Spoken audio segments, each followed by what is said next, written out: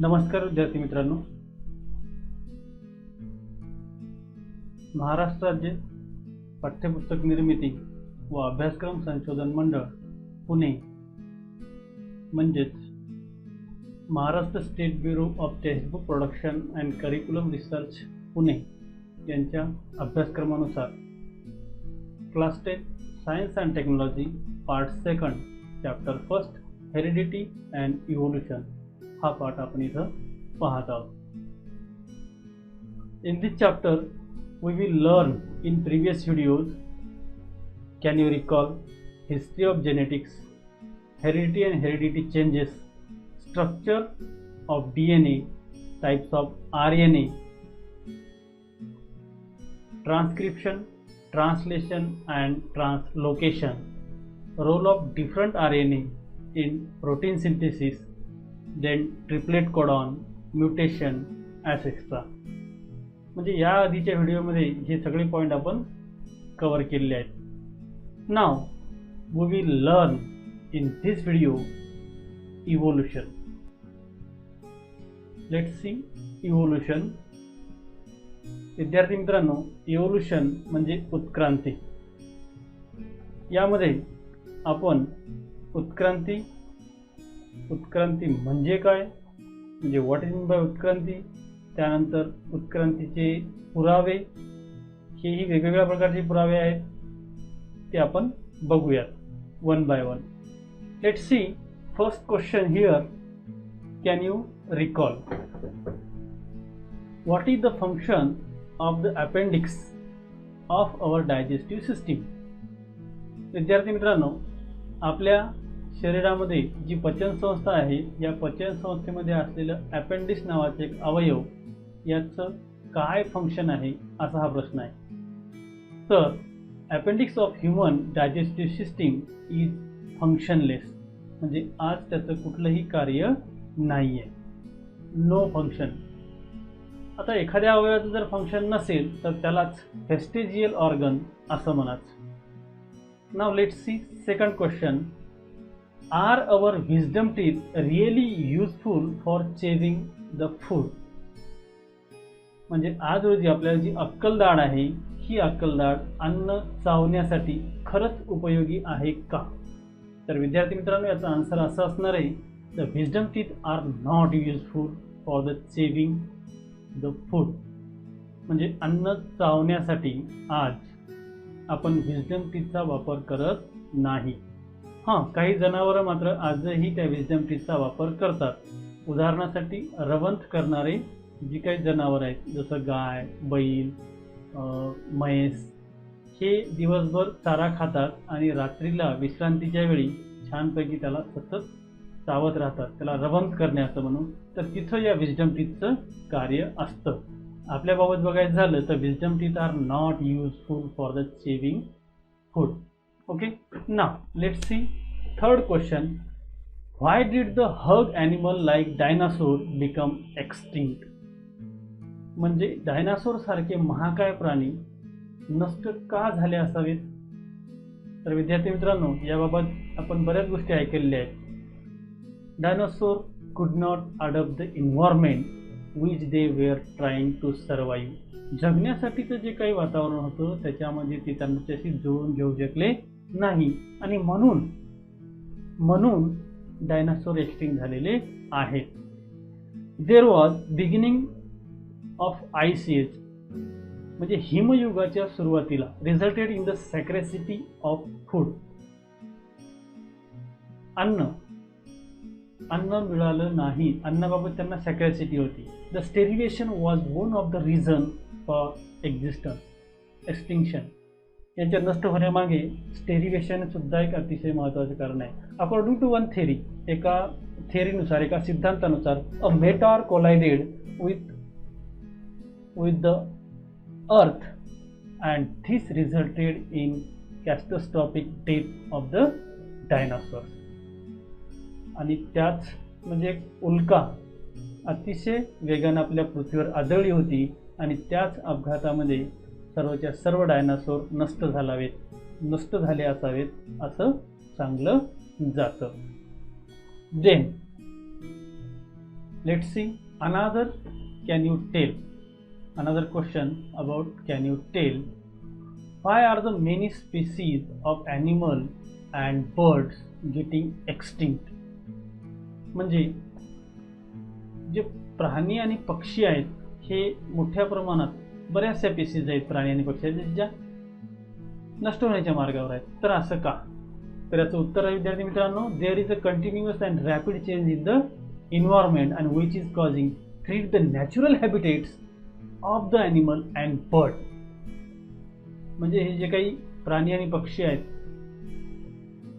यांना सततचा जो काही चेंजेस आहे एन्व्हायरमेंट मधला सतत आणि वेगानं होणारा बदल यामुळं यांचे जे काही नैसर्गिक अधिवास होते हे धोक्यात आले आणि म्हणून सुद्धा हे बरेचसे प्राणी काय झाले असावेत, नष्ट होण्याच्या मार्गावर असावेत. आणखी काही कारण आहेत. Pollution, climate change, increasing the urbanisation and so on. म्हणजे प्रदूषणामुळं, वातावरणातल्या अचानक होणाऱ्या बदलांमुळं आणि वाढत्या शहरीकरणामुळं सुद्धा मोठ्या प्रमाणात प्राणी आणि पक्षी नष्ट आणि नामशेष होण्याच्या मार्गावर आहेत. Also, the factor causing depletion of food and shelter of animal and bird hunting, poaching has also resulted in the extinction of many species. म्हणजे बऱ्याचशा स्पीसीज नष्ट होण्यासाठी त्यांची शिकार करणं, पोचिंग करणं, त्यांच्या फूड म्हणजे अन्न आणि त्यांचा निवारा हा नष्ट करणं हेही काही कारणं आहेत animal and bird getting extinct होण्याची. प्राणी आणि पक्ष्यांच्या काही जाती नष्ट होण्यामागची काही कारणं आहेत. Now let's see another point in your evolution. So let's see let you see what is evolution? The gradual change occurring in the living organism over a long duration, and it is called evolution. Two words are most important in this definition: gradual change and over a long duration. जास्त कालावधीसाठी होणारा सततचा बदल यालाच आपण उत्क्रांती म्हणजे evolution असं म्हणूयात.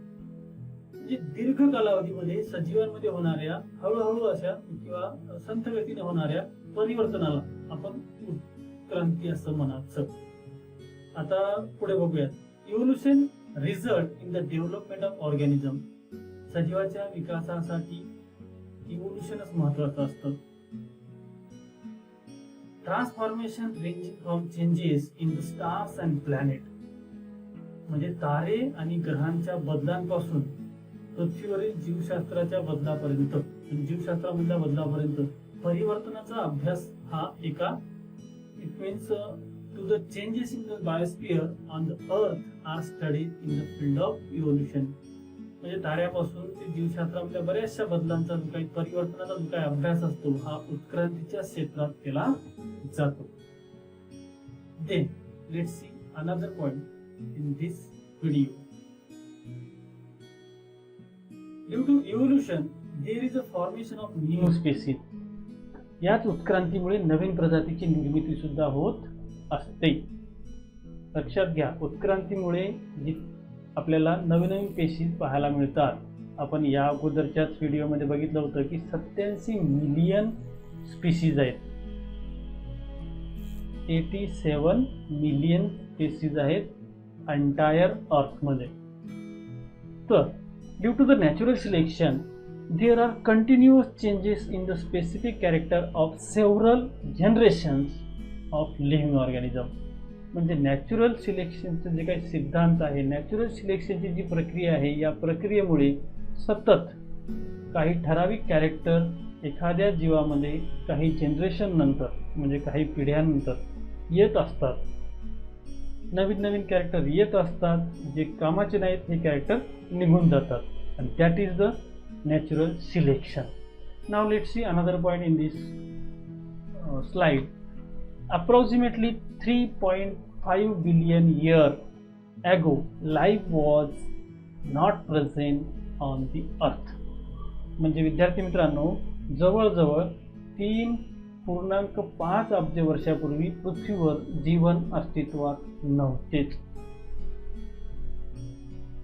म्हणजे 3.5 अब्ज वर्षापूर्वी पृथ्वीवर कुठलाच सजीव अस्तित्वात नव्हता. पुढे जाऊयात आपण याबद्दल अधिक माहिती घेण्यासाठी. Now let's see the phases of development of living organism.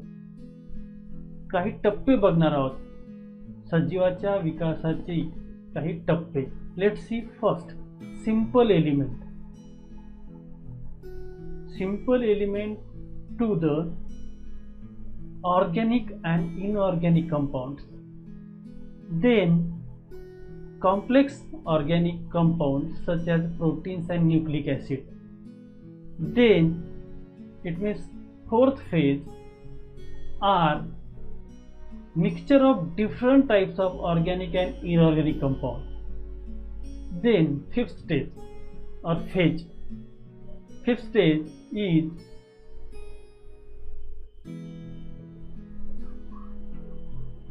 First primitive type of cell. म्हणजे आता इथं पहिला जीव निर्माण झालेला आहे. मी पहिला जीव म्हणतो आहे, या फेजला पहिला जीव निर्माण झालेला आहे. यामध्ये साध्या भाषेत सांगायचं झालं, पुन्हा एकदा लक्षात घ्या विद्यार्थी मित्रांनो, आपण इथं पाहू शकतो, मी इथं लेझरच्या मदतीने दाखवतो तुम्हाला.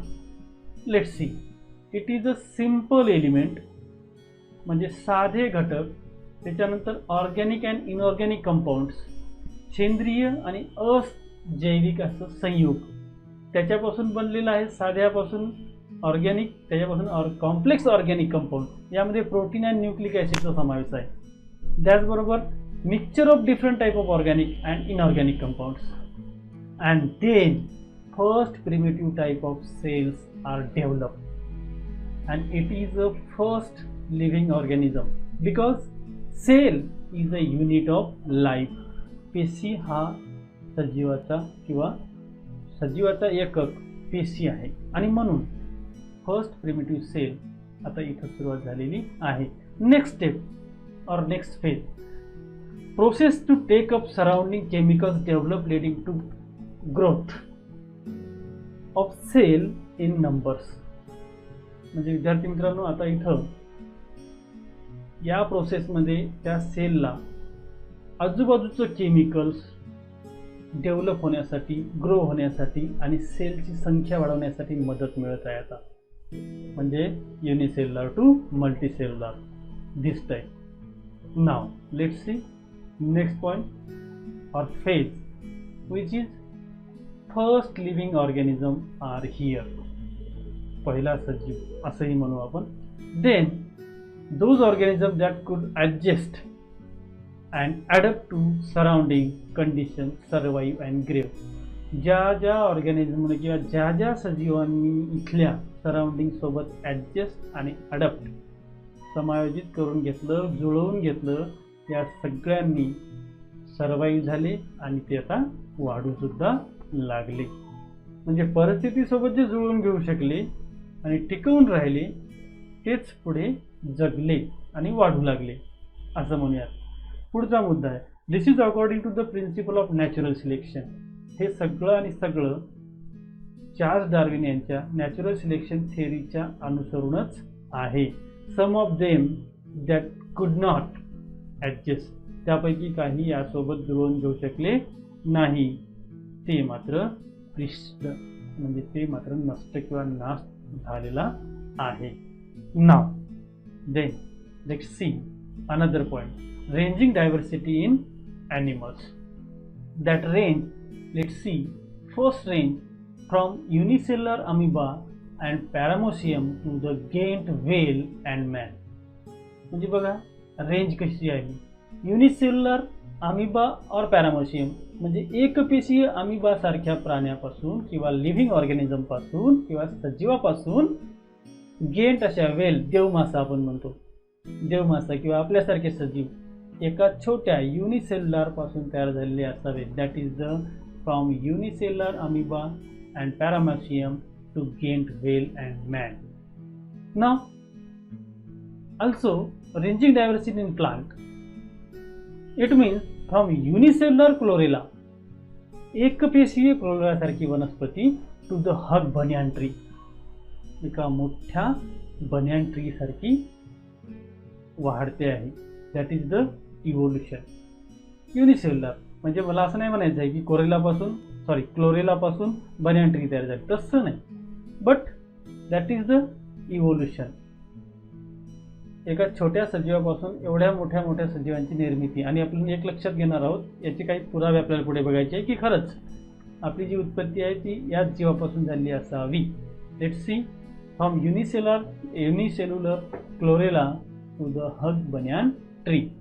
नाव existence of life on earth. From equator to both the pole of entire earth. म्हणजे पृथ्वीच्या दोन्हीही टोकापासून, उत्तर ध्रुव दक्षिण ध्रुव, north and south pole, entire earth, संपूर्ण पृथ्वीवर living organisms are seen.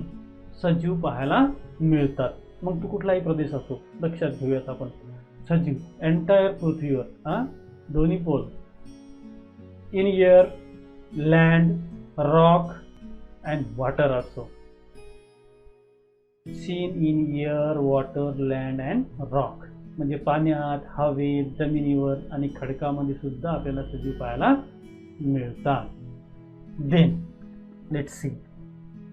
The theory of gradual development of living organism is accepted worldwide. म्हणजे ही जी थिअरी आहे gradual development of living organism, ही सर्वदूर, थोडक्यात जगभर मान्य झालेली आणि स्वीकारल्या गेलेली थिअरी आहे. आता जीवाच्या उत्पत्तीबाबत आपण पुढचा मुद्दा बघूयात. A peek into a history. थोडंसं इतिहासात डोकावून बघूयात. Many philosopher and religious scholar have written their views about the formation of life. जीवाच्या उत्पत्तीबाबत खूप साऱ्या तत्ववेत्यांनी किंवा धार्मिक विद्वानांनी बरंचसं सांगून गेलेले आहेत, लिहून ठेवलेलं आहे. These seems to be through discussion over the formation of universe. बऱ्याच लोकांचं युनिव्हर्सच्या म्हणजे विश्वाच्या निर्मितीबाबत सुद्धा खूप साऱ्या चर्चा झालेल्या दिसतात. आता नेमक्या ह्या चर्चा कशा झाल्या आहेत बघू आपण. In various cultures like Indian, Chinese, Roman, Greek at extra. म्हणजे भारतीय संस्कृतीनुसार, चायनीज, रोमन, ग्रीक या सर्वांच्या संस्कृतीनुसार काय झालंय बघा. Various cultures have noted different type of information about planet, stars.